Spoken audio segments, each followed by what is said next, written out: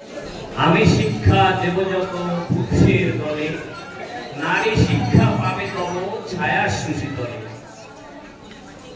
ঠাকুর মাকে বলেছিলেন।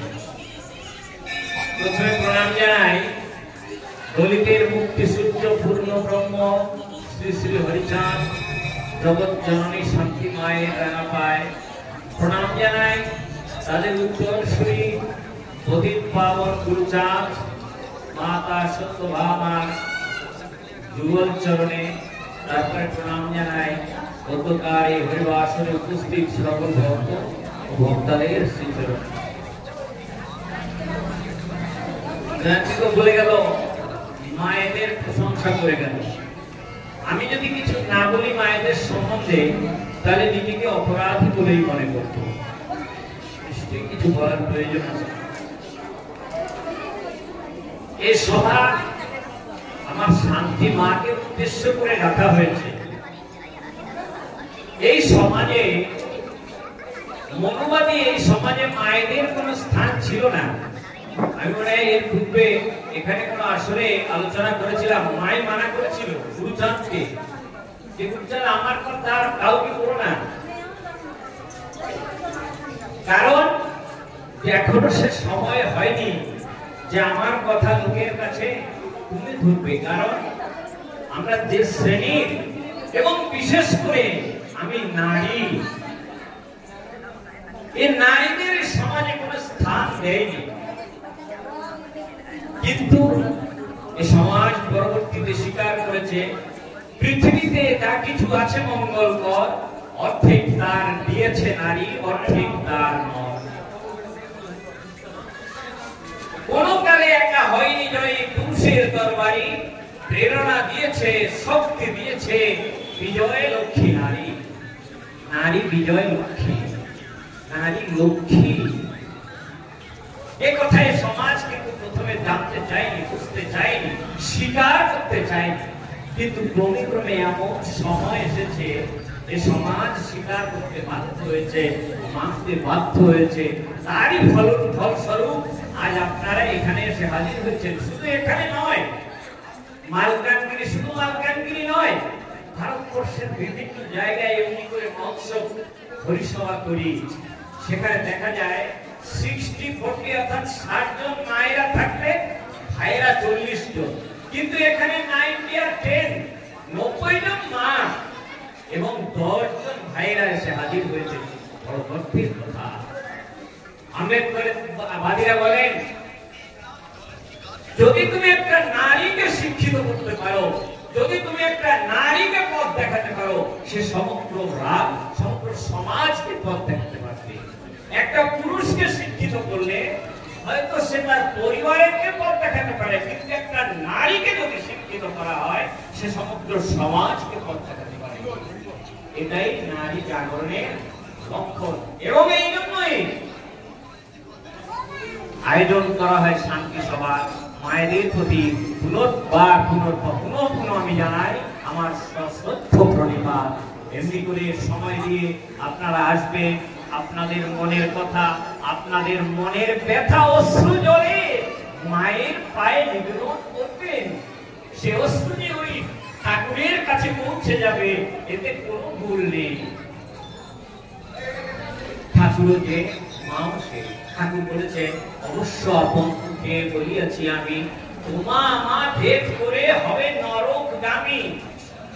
তাই ঠাকুরে এবং মায়ের কোনো ভেদ নেই। কিন্তু এ সমাজ তাই না। যদি পড়েন এ সমাজের পূর্ব ইতিহাসের কথা বলতে হচ্ছে করে, তথাপি বলতে হয়। এমনি ছিল এ সমাজ। সমাজ বলছে, আমি তার নাম নেব না, বড় গ্রন্থ সে রচনা করেছে। সে গ্রন্থকে আমরা অর্থাৎ হিন্দুরা আমাদের মন্দিরে রেখে, আমাদের ঠাকুরের আসনে রেখে পুজো করি। সেখানে লেখা হয়েছে মায়েদের নামে এমন কুকীর্তির কথা, মায়েদের নামে এমন অপযশের কথা, যা সত্য সমক্ষে বলতো লজ্জায় ঘৃণায় মাথাটা নিয়ে আসে। বলছে, ভ্রাতা পিতা পুত্র উর্বরী পুরুষ মনোহর নিরক্ষত নারী, হয় বিকলসক মন কিনা রোগী, জীবী রবি মণি দ্রব রবি বিলোক। অর্থাৎ বলছে নারী ভাই হোক, বাবা হোক, পুত্র হোক, যদি সুশ্রী পুরুষকে দেখে তাহলে তার সঙ্গে কাম বাসনা চরিতার্থ করতে ব্যাকুল হয়ে যায়। মনে করতে পারেন যে লিখেছে সে কি কোনো মায়ের গর্ভে জন্মগ্রহণ করেনি? তার কি কোনো বোন ছিল না? তার কি সে কি কখনো ভাগ্যা নিয়ে সংসার করেনি? তথাপি নারী লিখেছে, বাংলায় বলছে নারী নন্দির দ্বার, কামিনী কাঞ্চন হয়ে ভক্তি পথে কাটা, এদের তেজিলে ফোটে ভক্তি প্রেম ছটা। শাস্ত্র বলছে যে কথা, কিন্তু না, নারী সে কথা বলতে চায় না। নারী বলতে চায় আমি মা, আমি স্নেহময়ী, আমার বক্ষ সুধা পান করে বড় হয়েছে ওই কৃষ্ণ, ওই রাম, ওই গৌরাঙ্গ, ওই হরিচাঁদ, ওই গুরুচাঁদ, ওই বিবেকানন্দ, ওই রামকৃষ্ণ, সবাইকে আমার বক্ষ সুধা পান করি আমি বড় করিয়েছি। তারাই দেখিয়েছে সমাজকে পথ, তারাই অন্ধকার থেকে আলোকের পথে নিয়ে গেছে এই অন্ধ মানুষকে। আমি নন্দিদার নই, আমি ভগ্নী, আমি স্নেহময়ী ভগ্নী। আমার স্নেহ ধরায় আমার বড় ভাই, আমার ছোট ভাই পালিত হয়েছে, আমি যে মাতৃ স্নেহে তাদের পালন করেছি। তুমি না ভাই, তুমি না ভাই ফোটার জুয়া চন্দনে আমার কপালে এঁকে দাও ভাইয়ের ফোঁটা। তুমি না রাখি বন্ধনের সময় আমার হাতে রাখি বন্ধন করে বলতে চাও আমি তোকে সব পরিস্থিতিতে রক্ষা করতে করবো। কিন্তু কেন কেন তুমি আমার মাথায় আমার কলঙ্কের বোঝা চাপিয়ে দিতে চাইছো? আমি কি করে নরকের দ্বার হলাম? আমি কি করে কামিনী হলাম? হ্যাঁ, আমি কামিনী। না না, আমি কামিনী নই, আমি ভাজ্যা, আমি অর্ধাঙ্গিনী, আমি তোমার সহধর্মিনী। আমি দেখিয়েছি তোমাকে পথ, তোমার গর্ভে ধারণ করেছি তোমার বংশধর। ত্রিসন্ধ্যায় ওই তুলসী তলায় প্রদীপ জেলে তোমার এবং তোমার বাবার বংশের কল্যাণকে আমি কামনা করেছি। তিল তিল করে আমার গর্ভের সন্তানকে বড় করে তাকে আমি না খাইয়ে খাইয়ে এ সমাজে মাথা উঁচু করে দাঁড়াতে শিখেছি। আমি নারকী নই, আমি নরকের দ্বার নই। আমি সীতা, আমি রামচন্দ্রের সঙ্গে 14 বছর আমার বাবার অট্টালিকা ত্যাগ করে, আমার শ্বশুরের অট্টালিকা ত্যাগ করে আমি বনে বনে ভ্রমণ করেছি, কত কষ্ট সহ্য করেছি, কোনো প্রতিবাদ করিনি। আমি স্বামী ধর্ম নিভিয়েছি, আমি স্ত্রীর ধর্ম নিভিয়েছি। বাড়ি এসেছি লোকের কথায় আমাকে আমার স্বামী ত্যাগ করেছে, বনবাসে দিয়েছে, তথাপি আমি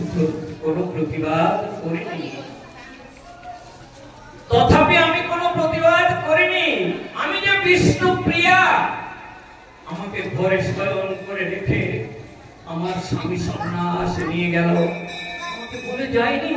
না ছিল আমার কোন সন্তান, না ছিল শ্বশুর, এক বিধবা শাশুড়িকে নিয়ে আমি জীবন যন্ত্রণাকে ধরেছি। সে ফিরে এসেছে সন্ন্যাস থেকে, মাকে খবর দিয়েছে দেখা করার জন্য, আমাকে খবর দেয়নি। তথাপি আমি তো কোনো অভিযোগ করিনি। আমি কামনা করেছি, হে প্রভু, হে মহাপ্রভু, তুমি যদি সমাজের কল্যাণ করতে চাও, আমি কি তোমায় কখনো পিছিয়ে দিতাম? আমি তোমায় কখনো পিছিয়ে দিতাম না। আমি যে তোমার সহধর্মিনী, আমি তোমায় এগিয়ে দিতাম, কিন্তু তুমি বলে যাওনি, সেজন্য আমার কোনো দুঃখ নেই। নারী সে যে গৌতম ধরণী, নারী সে যে গৌতম ধরণী যশোধরা, 5 বছরের পুত্র রাহুলকে ত্যাগ করে ওই রাজকুমার একদিন সবার অলক্ষ্যে নিভৃত পালিয়ে গিয়েছিল রাজপ্রাসাদ ছেড়ে। কত কি তপস্যা করে যখন বুদ্ধ হয়ে বাড়ি ফিরে এলো, লজ্জিত মস্তক, সে রাজ বেশ তার নেই। হ্যাঁ, অভিযোগ করেছিলাম, সেখানে अभियोग से করেছিল सिद्धि हेतु पति गए ये है गौरव की बात पर चोरी चोरी गए ये बड़ा संताप सखी लोग अगर वो कहकर जाते कहे तो क्या मुझको अपना पथ पर बाधा ही पाते আমার স্বামী চলে গেছে সিদ্ধির জন্য গেছে এই যে আমার গৌরবের বাত এই যে আমার গৌরবের কথা এই সমাজের গৌরবের কথা এই দেশের গৌরবের কথা এটা পৃথিবীর গৌরবের কথা আমি তো তাকে কখনো মানা করতাম না কিন্তু সে যে না বলে চলে গেল এটাই আমার অভিযোগ আর কিছু নয় সিদ্ধি যখন তিনি লাভ করলেন গৌতম ফিরে এলেন লজ্জিত মস্তক সে রাজ বেশ রাজকুমারের বেশার তার নেই সে ফিরে এসেছে রাজপ্রাসাদে ভিক্ষার পাত্র হাতে নিয়ে যশোধরার সামনে গিয়ে দাঁড়িয়েছে ভিক্ষা দেরি করে আজ রাজপুত্র ভিক্ষা চাইছে তার অর্থাঙ্গী তার সহধর্মীর কাছে জানেন সেদিন কি দিয়েছিল যশোধরা সেদিন যশোধরা দিয়েছিল তার পুত্র রাহুলকে ভিক্ষা দিয়েছিল গৌতম বুদ্ধের সামনে যে তোমার সব থেকে প্রিয় যে আমার সব থেকে প্রিয় আমি সে তোমার আমার প্রিয় পাত্রকে তোমার হাতে তুলে দিলাম নারী এত ত্যাগ স্বীকার করতে পারে সেই নারীকে সমাজ কোনো সম্মান দিতে চায়নি কিন্তু আজ সে সময় নেই সময় পাল্টে গেছে স্রোত উল্টে গেছে নারীকে এখন বড় সম্মান দেওয়া হচ্ছে তাই তো আজ আপনারা এখানে এসে এত সংখ্যায় বসেছেন যাচ্ছেন যে থাকেন এবং যাবেন কারণ আপনাদের উপরেই তো সমাজ গঠনের দায়িত্ব অর্পণ করা হয়েছে পূজা করতে পুত্র কন্যা উভয়ের পাঠশালে দাও লোকে বলে মার গুণে ভালো হয় ছাও মা যদি শিক্ষিতা হয় মা যদি লেখাপড়া শেখে তাহলে তার বাচ্চাদের নিশ্চয়ই সে লেখাপড়া শিখাবে এই কথা গুরুচাঁদ জানতেন হরিচাঁদ জানতেন আর জানতেন বলে এবং জানাবেন বলে তারা এসেছিলেন না হলে আপনি চিন্তা করে দেখুন 4 যুগে 4টি অবতার 28 অষ্টবিংশ অবতার এমন কথা বলা হয় তারপরে কেন হরিচাঁদকে আসতে হলো তারপরে কেন গুরুচাঁদকে আসতে হলো এ সবের মূলে রয়েছে এই সমাজের যেসব কাজ অদূরে রয়ে গিয়েছিল সম্পন্ন করা হয়নি সম্পন্ন করতে দেয়নি তখনকার সমাজ সেগুলোকে যথাযথভাবে সম্পন্ন করার জন্য তারা এসেছিলেন কিন্তু তথাপি সম্পন্ন হয়েছে দেখবেন আজকাল সোশ্যাল মিডিয়ার যুগ এই কালকে দেখছিলাম একটা মন্দিরে একটা গরিব ঢুকেছে সেজন্য তাকে দেখে নির্মম প্রহার করা হচ্ছে আপনারা নিশ্চয়ই শুনেছেন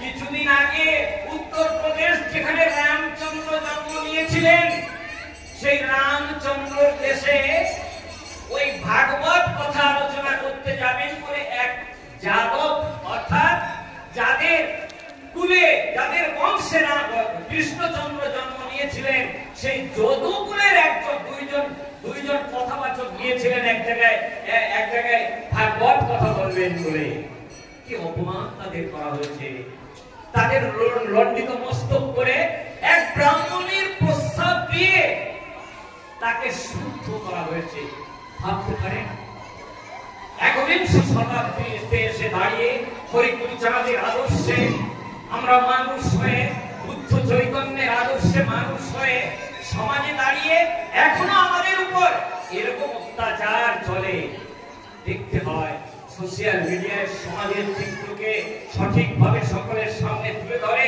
এবং তা দেখেই আমাদের কর্তব্যকে আমাদের চলার পথকে নির্ণয় করার প্রয়োজন আমাদের কি করণীয় এমনি করে যদি আমরা বিভিন্ন সভা সমিতিতে হাজির হয়ে নিজেদের সশক্ত করে গড়ে তোলার জন্য প্রস্তুত গড়ে তুলি বা গড়ে তোলার জন্য নিজেদের আহ্বান করি পিছিয়ে থাকা সমাজকে আহ্বান করি তাহলে নিশ্চিতভাবে যে জন্য হরিচাঁদ এসেছিলেন যে জন্য গুরুচাঁদ এসেছিলেন যেজন্য তারা নিম্নকুলে জন্মগ্রহণ করেছিলেন, সে সকল কিছুই সার্থক হবে।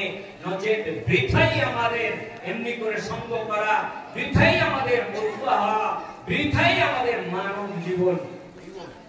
অনেক সময় আমি নিলাম, আপনারা ধৈর্য ধরে শুনেছেন। শুধু শুনলেই হয় না, তাকে কার্যে পরিণত করার জন্য সতত আমাদের প্রচেষ্টা করার প্রয়োজন। এই পর্যন্ত বলে আমি আমার আলোচনা এখানে শেষ করছি। জয় হরিচাঁদ, জয় গুরুচাঁদ, জয় সকল ভক্তবৃন্দের জয়।